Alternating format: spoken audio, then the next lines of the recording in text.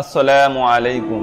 এখন আমাদের দেশে মাহে রমজান মাস চলছে। এই পবিত্র মাহে রমজানে আল্লাহ তাআলা এমন একটি রাত রেখেছেন যে রাত সম্পর্কে স্বয়ং মহান আল্লাহ তাআলা পবিত্র কোরআনে ঘোষণা করেছেন যে এই রাতটি হাজার মাসের চেয়ে উত্তম। এই রাতটিকে আমরা শবে কদর হিসেবে পরিচিত, তাই এই রাতকে বিশ্বের মুসলমানরা অত্যন্ত গুরুত্বের সাথে পালন করেন। কিন্তু আফসোসের ব্যাপার হলো এই রাতটি সম্পর্কে সঠিক ধারণা না থাকায় আমরা অনেকেই সওয়াবের পরিবর্তে গুনাহ করে থাকি। চলুন আজ আমরা কোরআন ও হাদিস অনুযায়ী শবে কদরের সঠিক অর্থ, ফজিলত ও আমল সম্পর্কে জেনে নেই। কদর শব্দের অর্থ পরিমাণ নির্ধারণ ও হুকুম।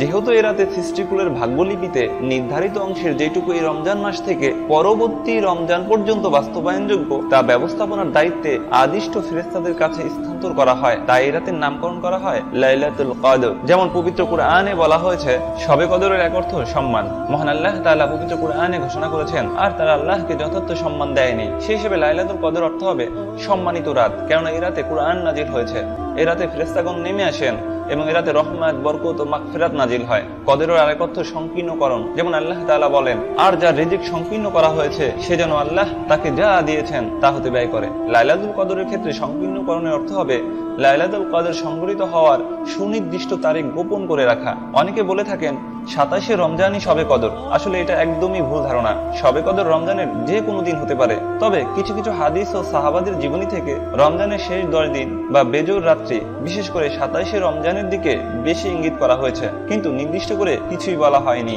যেমন হাদিসে এসেছে রাসূলুল্লাহ সাল্লাল্লাহু আলাইহি ওয়াসাল্লাম বলেছেন তোমরা রমজানের শেষ 10-এর বেজোর রাত্রিগুলোতে লাইলাতুল কদর অনুসন্ধান করো। আলেমদের কেউ কেউ বিভিন্ন দলের মধ্যে সমন্বয় করতে গিয়ে বলেছেন এই রাতগুলোর এক একটায় এক এক সময় লাইলাতুল কদর সংগৃহীত হয়ে থাকে। অন্য হাদিসে এসেছে উবাই ইবনে কাব রাদিয়াল্লাহু তাআলা আনহু শবে কদরের রাত্রিতে বলেন আল্লাহর শপথ করে বলছি আমি তা সম্পর্কে অবগত আছি, আর তা হলো 27তম রাত্রি। কেননা রাসূলুল্লাহ সাল্লাল্লাহু আলাইহি ওয়াসাল্লাম এই রাতে আমাদের নামাজে দাঁড়াতে আদেশ করতেন, যদিও এটি একটি যঈফ হাদিস। চলুন জেনে নেই লাইলাতুল কদরের ফজিলত ও মর্যাদা সম্পর্কে স্বয়ং আল্লাহ তাআলা কি বলেন। আল্লাহ তাআলা বলেন নিশ্চয়ই আমি পবিত্র কোরআন নাজিল করেছি এই লাইলাতুল কদরে। আল্লাহ তাআলা আরো বলেন লাইলাতুল কদর 1000 মাস থেকে উত্তম। লাইলাতুল কদরে আমল করা লাইলাতুল কদরের বাইরে 1000 মাস আমল করার চেয়ে উত্তম বদলা আল্লাহ তাআলা দান করবেন।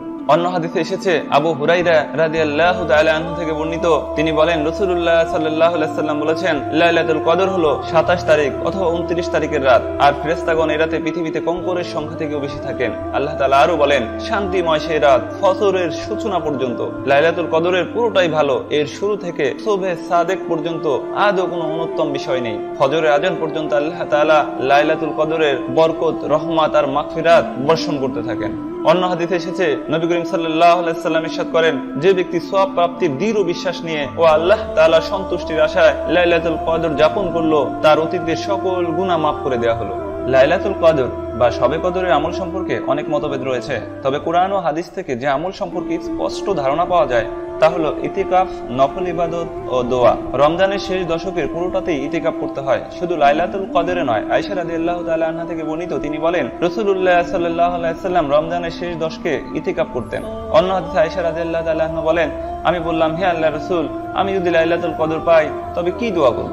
রাসূলুল্লাহ সাল্লাল্লাহু আলাইহি ওয়াসাল্লাম বললেন তুমি বলো হে আল্লাহ আপনি অতি ক্ষমাশীল ও দয়ালু, আপনি ক্ষমা করাকে পছন্দ করেন, তাই আপনি আমাকে ক্ষমা করে দিন। প্রিয় দর্শক, তাই আমরা চেষ্টা করব রমজানের শেষ 10 দিনে ইতিকাফ করতে।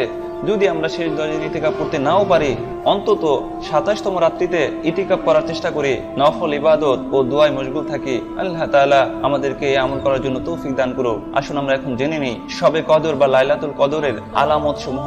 কি দেখে আমরা বুঝতে পারবো আজকের রাত্রি লাইলাতুল কদর? এই রাত বেশি ঠান্ডাও হয় না, বেশি গরমও হয় না, বরং তা হয় উজ্জ্বল। জাবের ইবনে আব্দুল্লাহ রাদিয়াল্লাহু থেকে বর্ণিত, তিনি বলেন রাসূলুল্লাহ সাল্লাল্লাহু আলাইহি ওয়াসাল্লাম বলেছেন আমাকে লাইলাতুল কদর দেখানো হয়েছিল, তবে পরবর্তীতে ভুলিয়ে দেওয়া হয়েছে। এই রাত হলো রমজানের শেষ 10 দিনের রাতগুলোয়। এই রাত হলো মুক্ত উজ্জ্বল, যা ঠান্ডাও না গরমও না।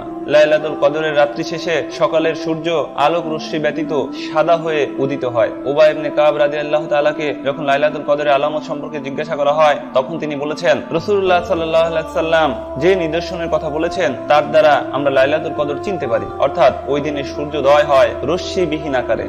প্রিয় দর্শক, বিশেষ করে এই দিন মাগরিব ও ইশার নামাজ মসজিদে গিয়ে জামাতের সঙ্গে আদায় করা উচিত, তাহলে হাদিসের ভাষ্য অনুযায়ী শবে কদরের ফজিলত লাভ হয়ে যাবে ইনশাআল্লাহ। হাদিসে এসেছে যে ব্যক্তি ইশা ও ফজর জামাতের সঙ্গে পড়ে সে যেন সারা রাত দাঁড়িয়ে নামাজ পড়ে। আল্লাহ তাআলা আমাদেরকে পবিত্র শবে কদরের পরিপূর্ণ হক আদায় করার তৌফিক দান করুক। সেই সঙ্গে সঙ্গে আজকের মতো এই পর্যন্তই। ভালো থাকবেন। ধন্যবাদ সবাইকে।